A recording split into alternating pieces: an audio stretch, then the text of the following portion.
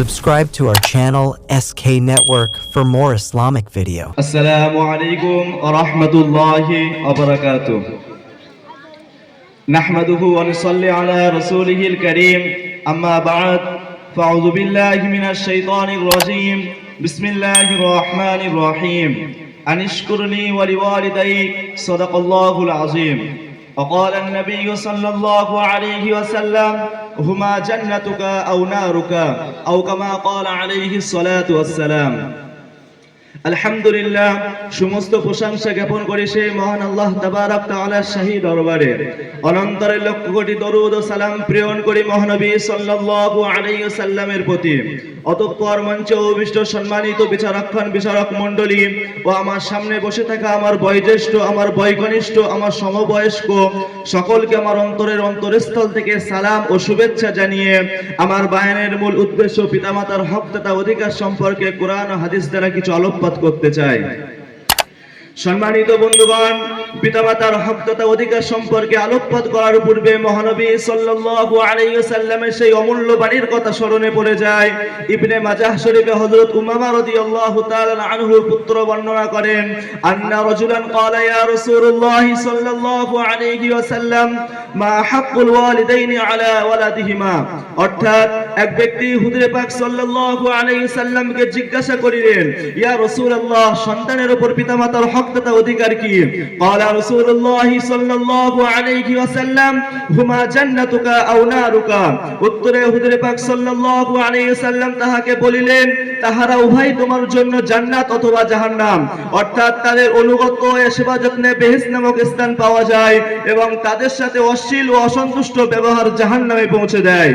সম্মানিত বন্ধুগণ, শুধু তাই নয়, পিতামাতার অনুগত ও সেবা যত্নের গুরুত্ব সম্পর্কে বলা হয়েছে, যতক্ষণ না পর্যন্ত জিহাদ ফরজে আইন হয়, ফরজে কিফায়ের স্তরে থাকে, ততক্ষণ পর্যন্ত পিতামাতার অনুমতি ব্যতীত কোনো সন্তানের জন্য জিহাদে যোগদান করা বৈধ নয়।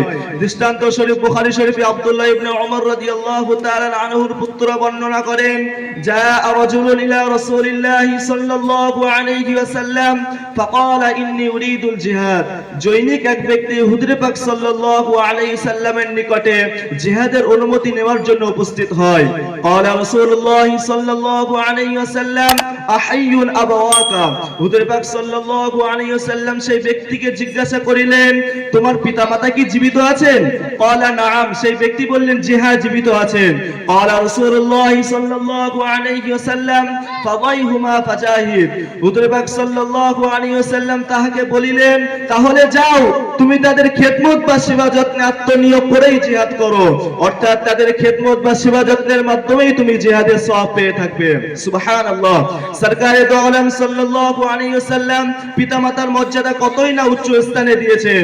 এই জন্য আল্লাহ তাআলা পবিত্র কোরআনে স্বয়ং কৃতজ্ঞতা ও শুকরিয়া নির্দেশের সঙ্গে সঙ্গে পিতামাতার হক তথা অধিকার আদায় করার কথা সুস্পষ্ট এবং কঠোরভাবে নির্দেশ দিয়েছেন।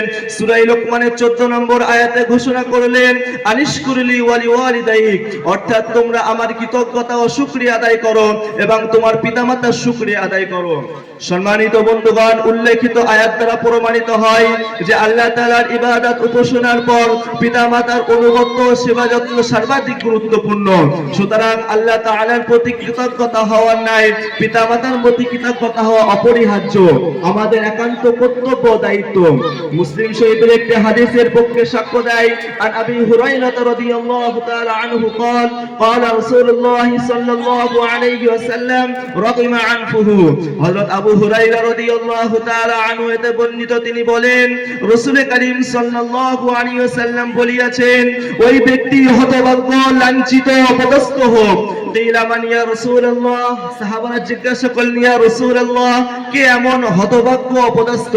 ক্বালা রাসূলুল্লাহ সাল্লাল্লাহু আলাইহি ওয়াসাল্লাম মান আদরাকা ওয়ালিদাইহি ইনদাল কিবারি আও আহাদুহুমা সুম্মা লাম ইয়াদখুলিল জান্নাহ।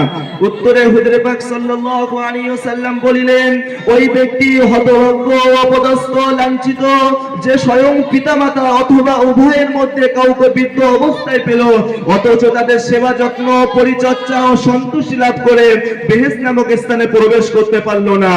সম্মানিত বন্ধুগণ, ভাগ্যের পরিহাস, আজ বর্তমান যুগে পিতামাতাকে যেন দাস দাসীর ন্যায় ব্যবহার করা হয়। এমনকি অনেক বর্বর, নগণ্য, জঘন্য, নামদারি শিক্ষিত ব্যক্তি পিতাকে পিতা বলে পরিচয় দিতে ইতস্তত বোধ করে। উদাহরণস্বরূপ, এক শিক্ষিত ব্যক্তি বিদেশে চাকরি করেন, কারণবশত বৃদ্ধ পিতা পুত্রের সঙ্গে সাক্ষাৎ করতে যান। অন্যান্য চাকরিজীবীরা জিজ্ঞাসা করলেন, হু ইজ হি, অর্থাৎ এই লোকটিকে। তখন পুত্র কি উত্তর দিচ্ছে শুনুন। তখন পুত্র উত্তর দিচ্ছেন, he is an our servant, অর্থাৎ এই লোকটি আমাদের বাড়ির একজন চাকর। বড়ই দুঃখের বিষয়, বড়ই পরিতাপের বিষয়, সৃষ্টির সেরা মানব পিতামাতার মতো অমূল্য সম্পদকে আজও চিনল না। সম্মানিত বন্ধুগণ, আমরা একবারও ভাবি না যে আমাদের পিতামাতা আমাদেরকে কেমন ভাবে লালন পালন করেছেন। তারা নিজে না খেয়ে আমাদেরকে খাইয়েছেন, নিজের সুখ শান্তি বিসর্জন দিয়ে আমাদের মুখে হাসি ফুটিয়েছেন। আমাদের সুখের দিকে তাকিয়ে তারা আরামের ঘুম হারাম করেছেন। আমাদের মুখে দুমুঠো খাবার তুলে দেওয়ার জন্য তারা সকাল থেকে সন্ধ্যা পর্যন্ত মাথার ঘাম পায়ে ফেলেছেন। লালন পালনের কষ্ট মনে করে আমাদেরকে কখনো কোনো শিশু আশ্রমে পাঠিয়ে দেননি। সুতরাং পিতা মাতার প্রতি যে অসৎ দুর্ব্যবহার করে, তার মতো অমানুষ, নিকৃষ্ট, নিষ্ঠুর, নির্মম আর কেউ হতেই পারে না। পিতা মাতার দুঃখে কষ্টে উদাসীনতার মতো মনোভাব চরম অপরাধ। তাই মহান আল্লাহ তাবারক ওয়া তাআলা পবিত্র কোরআনে সূরা বনী ইসরাঈলের 23 এবং 24 নম্বর আয়াতে সন্তানের প্রতি কতিপয় কিছু ইতিবাচক ও নেতিবাচক ভঙ্গিতে ঘোষণা করলেন, আল্লাহ তা'বুদু ইল্লা ইয়াহু ওয়া বিল ওয়ালিদাইনি ইহসানা, অর্থাৎ তোমরা আল্লাহ ছাড়া অন্য কারোর ইবাদত উপাসনা করো না এবং তোমার পিতামাতার সহিত নম্র ও ভদ্র ব্যবহার করো। দ্বিতীয় নির্দেশ দিয়েছেন, ফালা তাকুল লাহুমা উফ, তাদেরকে উফ শব্দ বলবে না, অর্থাৎ তাদেরকে নিপীড়ন, অর্থাৎ পিতামাতার সাথে নম্র সৎ ব্যবহার করিবে। তৃতীয় নির্দেশ দিয়েছেন, লা তানহার, অর্থাৎ তাদেরকে ধমক দেবে না, তাদের সাথে নিপীড়ন, উৎপীড়ন, নির্যাতনদায়ক ধিক্কার দেবে না। চতুর্থ নির্দেশ দিয়েছেন, ওয়াকুল লাহুমা কাওলান কারীমা, অর্থাৎ তাদের সাথে সম্প্রীতি ও ভালোবাসার সহিত নম্র সুরে কথা বলিবে।